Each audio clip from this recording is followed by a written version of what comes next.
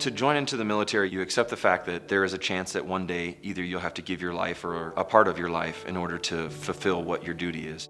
When it happens to you, it's surreal. It kind of tests your grit. I was in northern Afghanistan in the mountains, and one of our vehicles was stuck inside of the river. And we hired, approximately 30 to 50 local nationals to dig it out. I was standing on the middle of a sandbar, and there was a rifle that was in the back of the Humvee. As I opened the door, the local nationals attacked me with pickaxes. I got hit in the head with the blunt side of the pickaxe right behind my left ear. And immediately I fell into the water, which now I know was fresh snow melt. So it immediately woke me up, and I swam under the water to the other side of the river. I was life flighted from this northern area of Afghanistan, put a hole into my head to relieve the pressure, and then they flew me from there to Landstuhl, Germany. I had a brain surgery in Landstuhl. I was attached to the Marine Wounded Warrior Regiment, and I recovered there for 2 years. And I had another brain surgery. How I got here really was through the GI Bill. After meeting all of these people along the way that had either turned me on to CSU or had mentioned this school to me, I just knew that that would be the next step. And then I applied here to CSU, to the Rangeland Ecology program in Warner College.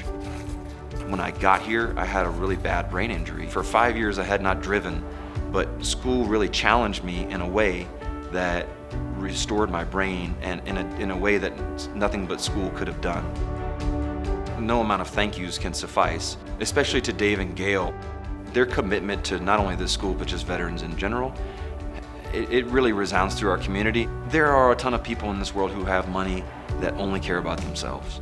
And you can just, by talking to them, understand that they want to make an impact to this community, and they want to make it a meaningful impact.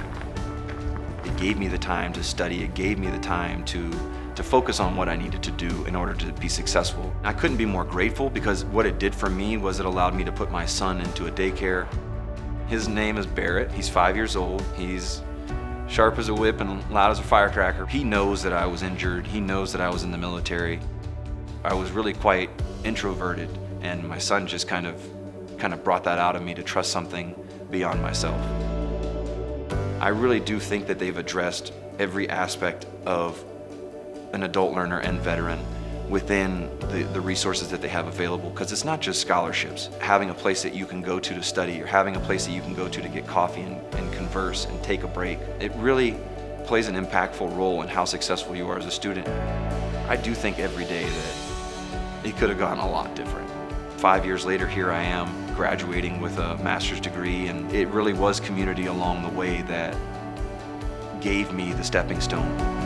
I'm submitting for a national scholarship to study explosive materials on military lands in our soils. And I think that that would be really beneficial to give back to that community. I think that that is a full circle for me, and I would really like to pursue that career path.